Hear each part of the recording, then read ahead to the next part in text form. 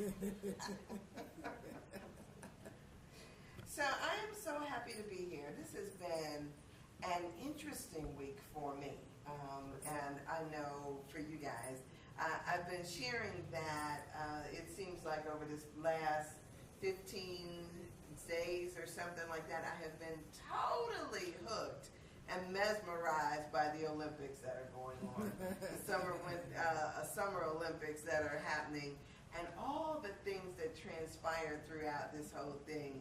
And so it's, as with everything, I'm always looking for what's the message in this for me, and the message for all of us. And so many things happen.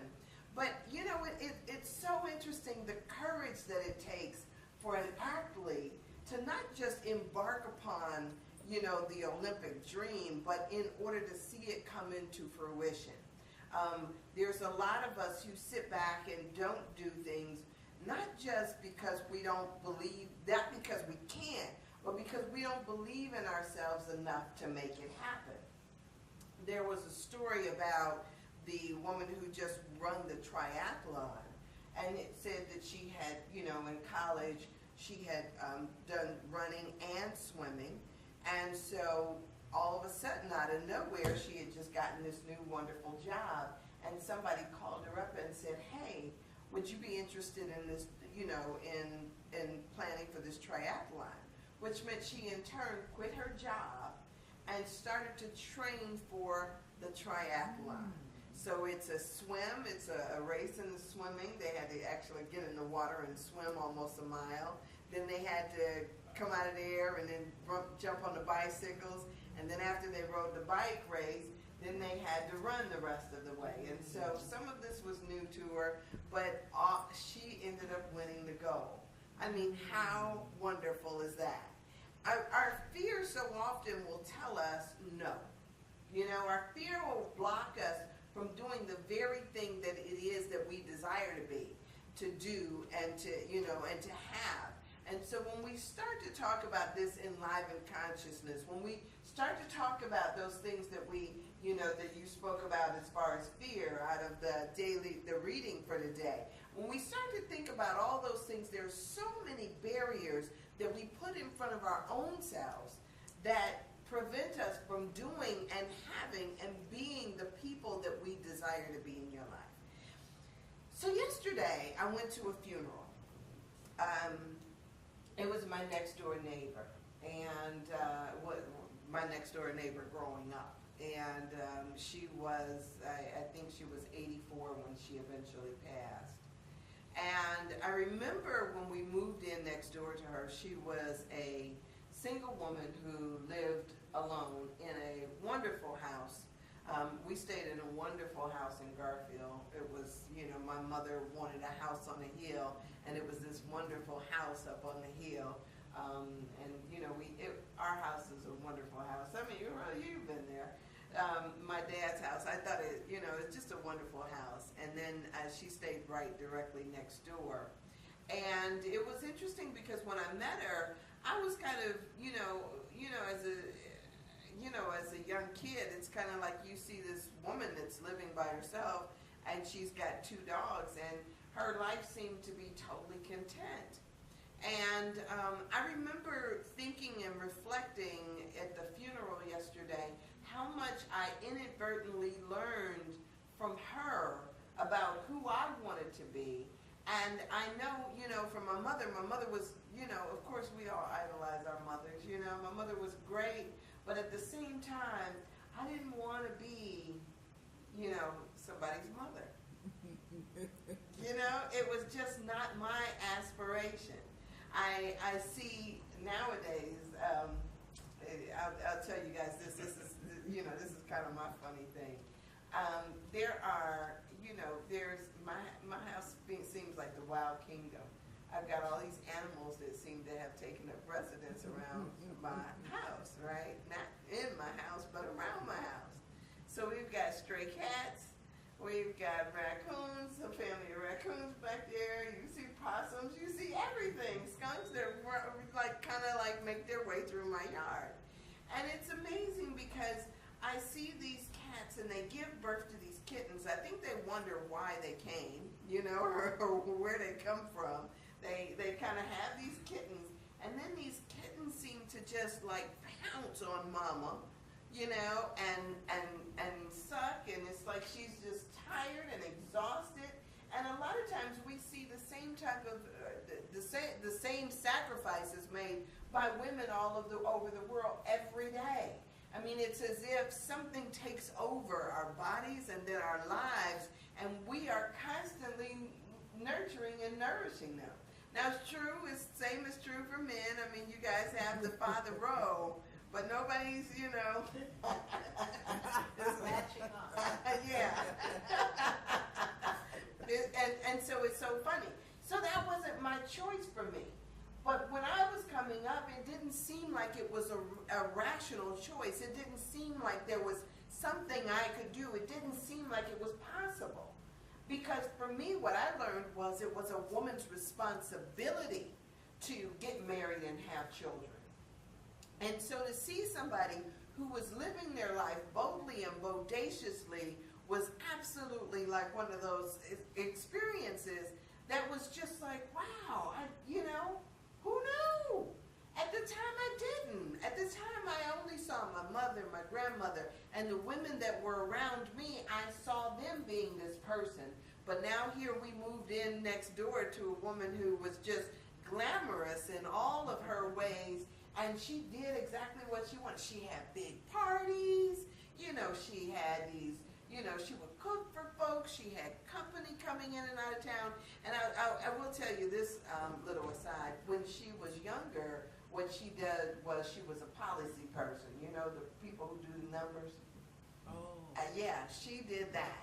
And it was out of her basement that a lot of these people, it was like she had an office and a kitchen and a bathroom, everything all set up in her basement, and people would come over like they were going to work. They would do the numbers, they did all that stuff, until in Cleveland, they decided that they were going to squash the numbers game, right? When they wanted to bring in the legal lottery. And so it became this thing where they went in and they busted her and busted everybody that was in her house. And then she actually, after the court thing, she actually went to work and had a regular job and started, doing the thing. But as a young person, what I saw was her in that particular life. There was nothing in my mind that I saw that was criminal about it. I didn't know it was criminal at all. As a matter of fact, I won. I played the number and I won at one point. So for me, she was a godsend. And so it became this thing of me looking at her like she was Wonder Woman, and to some extent, the way that she lived her life was just so on purpose. She was the person that she desired to be. She didn't necessarily look, at anybody else as if they should, be any other way or anything else like that. And I spent a lot of my young years, my teenage years, watching her and following her and spending time in her house and just thinking all of that was just great and wonderful. And what's interesting is that a lot of times we don't recognize how much fear prevents us from being the person that we wanted to be. Had I not seen her, I might have thought that I needed to and had to live a different type of a way or a different type of life. So many things cause us fear, we don't even recognize those things. It's amazing. You will see people who, and a lot of times this is something that we used to think about back in the day. But how many people do you see that jump up in chairs because a little mouse walks in the room? Something that has no ability to hurt you, no ability to threaten you. It's just as scared of you as you are of it. But it is the symbol a lot of times of our fear and our reaction to things. And so we make things in our life, even though they're just as small as a little mouse, we make them as big as a mountain. And we don't do the very things that we desire because we've got this fear that prevents us from moving beyond what can be possible.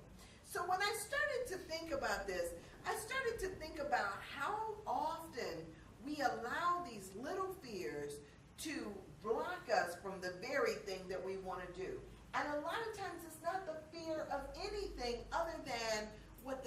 others will say. I mean, can you imagine that? We're sitting and we're so worried about what they will say. People who may or may not even be paying attention to you, but we're worried about what they say, what they'll think. We're worried about the opinions of others when the opinions have no ability to affect your life in any type of way. And yet we make them larger than life. I mean, if you think about it, we prevent ourselves from doing so many things based on irrational fears. And so I often ask myself, what would I do if I had absolutely nothing to fear? It's amazing because I think about all the times we get involved with groups, people who, you know how they tell you you got to be married by a certain time, you've got to have this, you've got to have that. There's so many things that we fail to do because we're worried about what society will say and what they'll think. Now imagine if Jesus was the same way, right? Wonder if Jesus was worried about trying to stay in step with all those around us and didn't do exactly what he wanted to do. Wonder if people like the Socrates or the Martin Luther Kings of the world just basically stayed in step and not move out in front of the crowd in order to do exactly what it is to do. There would be so much in our lives that we would miss out on. So I wonder now to myself what we prevent ourselves from doing based on these same types of scenarios, trying to stay in line and in step. I mean, you know, do y'all ever think about what you're supposed to dress like at a certain age? Or how you're supposed to, you know, to act at a certain age, that the fact that you can't get out there and just kind of shake it up at a certain age. I mean, so many people have these barriers that they put in front of themselves because they think of how we think it's supposed to be. So as I started thinking about this, I started thinking, to some extent, it seems as though our lives sometimes fall apart so they can fall together. It seems as though difficulties, struggles, strives come into our lives simply so we can see what's not working, or we can ask ourselves, is this really working for me? Death, loss, all kinds of stuff come up. And we get to ask ourselves these questions. I mean, to see, and I called her Mama Faye, which is what everybody called her, all the young folks called her. You know, to see her as she, you know, as she lived her life without needing permission or worrying about, I don't know to what extent she worried about what everybody else thought. I don't know these things. But what I do know is what I saw her living. And her life didn't seem to be one that was lived in a closet or one that was apologetic for who she was. She was walking forthright in her life. And so when I think about that now, I think about, am I doing the very things that I desire to do with my life? Am I going in the direction that I desire to go? And then in the place where I am, is this really serving me? Is this really serving the highest and best good for me? If you think about that, all of us came here for a reason, with a cause, with a calling on our life, with something that we're supposed to do. Each of us can ask, are we living an enlivened life based on what it is that we desire for ourselves? If you're an artist, are you doing your art? If you're a singer, are you singing your song? You know, if you're a teacher, are you teaching? You know, I was out with Alan the other day, and we ran into one of his former students. His former student was named Pork Chop. I'm sorry, that was what they called him, but it was Pork Chop. It was so funny. And he, you know, he comes over and he says to me, he was like, this is my favorite teacher of all times. He was like, he always gave me a D. He says, but this was my best teacher. I got a D on every test. He was like, but he simply loved him as a teacher. And it was so funny because he said that, you know, through his class, he learned more from that D and in that class than all the rest of his classes combined. And it was, you know, and so sometimes we think that things have to be a certain way or have to be right in order for people to really like appreciate the lessons that they can come to give. And so when I think about him, all I see is the passion for what he does, you know? There's a passion in what we do. And imagine when we allow our passions to die. I mean, then what do we do? You know, if you have something that you do you need somebody to pay you for it? Or do you need recognition? Or do you just do what you do? It's wonderful when you can get paid too, right? That's a wonderful thing. But it's kind of like at the low level of the spectrum for which we work. If we recognize that each of us have a divine purpose and a reason for being, and a lot of times that fear is just there as if it is, you know, like Dorothy, you know, go and bring me back that broomstick, you know, go get the witch's broomstick and bring it back to me. It becomes this thing of, through our efforts, we recognize that these things are not there as obstacles, but rather to grow us and to show us, to make us reach for that brass ring, to make us reach and run for the goal. It's not there to hamper you. It's there to grow you and to make you into the fullness of what you could possibly be. You know, I found it particularly interesting too. Lockheed, is that his name? Yes. Yeah. There was this whole big scandal. You guys are all familiar with it. You know, he goes through and he says that at first he was robbed at gunpoint over there in Rio. And it's so funny because I was thinking to myself, man, the things that we do, right? As he's doing the interviews after the fact, as all of this stuff is coming out, I'm wondering what part of him has convinced himself in his mind that that what he was doing was that he was robbed and somebody extorted money from him, not because of his actions, right? He disconnected his actions of what he did to go in there and vandalize all of this stuff. That became secondary. No, they put a gun, not at me, but in my direction. There was a gun pointed, you know, somewhere around me. I saw a gun, and they wanted money. And that's the way and to some extent I was sitting there and I was thinking, like, so many of us convince ourselves of stuff that's not true, trying to justify it in our minds. You know, we'll say, oh, the reason why I'm in this predicament is because my parents did this, or the reason why I'm in this predicament is because, you know, I was, you know, something tragic happened to me as a child. But we give definition to things that we see. And he showed how distorted his definition was, because even once the facts came out, he's still sitting there and he was saying, but they demanded money. They wouldn't let us go until we gave them money. And that's extortion. And it's like, how about that? You know, that's the price that you had to pay. As a matter of fact, I was thinking to myself, a very low price that you had to pay if you got away with $50 for what you did. And so all of this stuff was just so ironic to me, because in our minds have a funny way of playing tricks on us. And until we can really get clear on what it is that we're bringing to the table, what is it that I'm doing, what is it that I'm thinking, what in my energy is calling these things forth, what do I need to look at? Not based on what my mother did, not based on what my neighbor did, not based on what anybody else did. What is it that I need to learn here?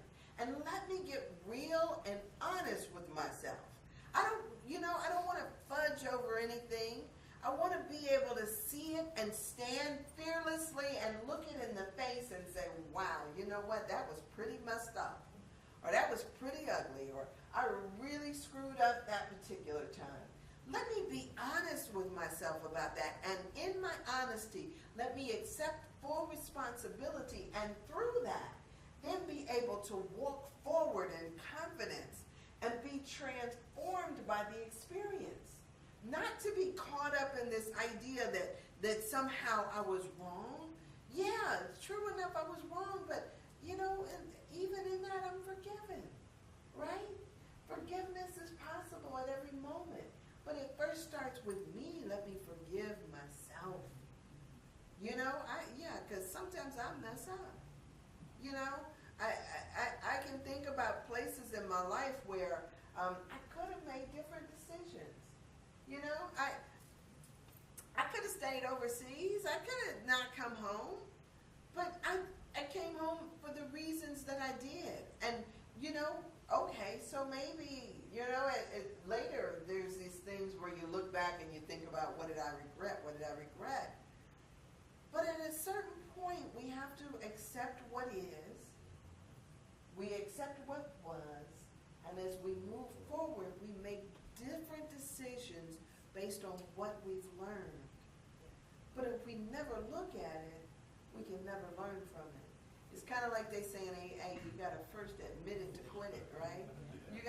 You gotta come and say, you know what, I have this problem, and I've got this problem. And once you admit that you have a problem, then you can do something about it. But as long as you're denying it, like Lockie did, you can't heal that, right?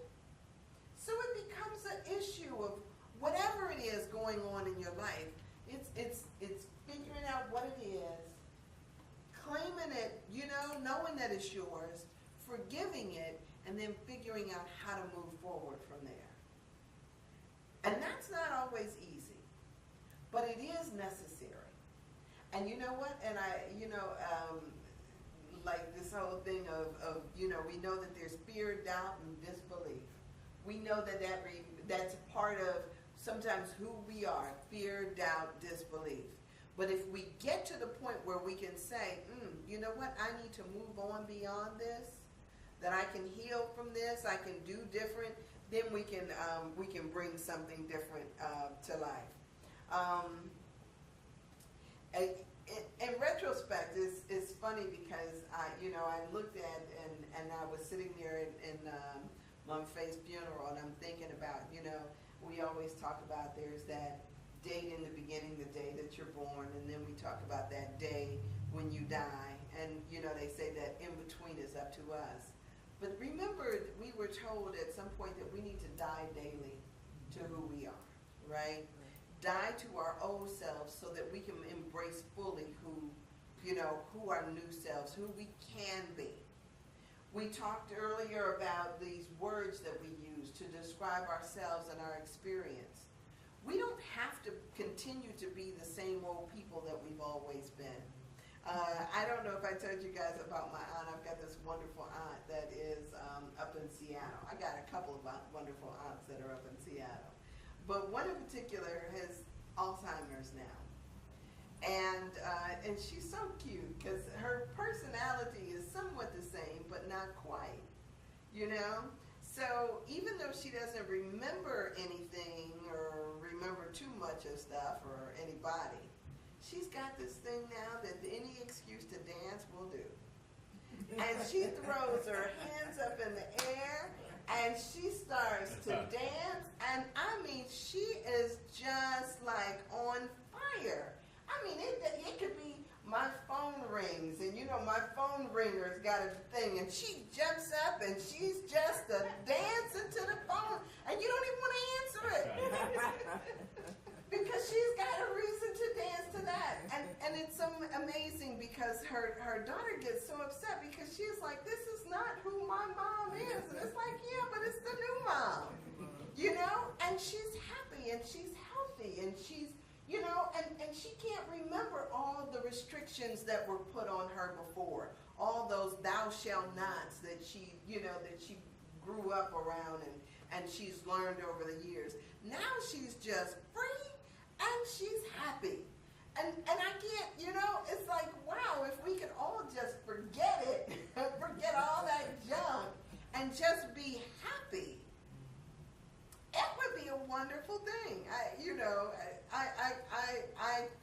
my cousin, but at the same time, it's like, man, I love seeing her dance. And I love the fact that she will do it all day long if somebody will just participate, you know? And they're so busy trying to get her to sit in a corner and be, you know, an old lady or something like that, and she just can't help it. And I just think it's beautiful, and they think it, you know, that they think it really sucks. So it just becomes this thing. So whatever it is that causes us, you know, and Buddha said that life is suffering. And, you know, and in the book of The Road Less Traveled, it says life is hard. You know, everybody has these things. But, you know, suffering, yeah, all of us suffer. But, you know, at a certain point, certain things are optional. We don't have to stay stuck in our oldness and our old selves.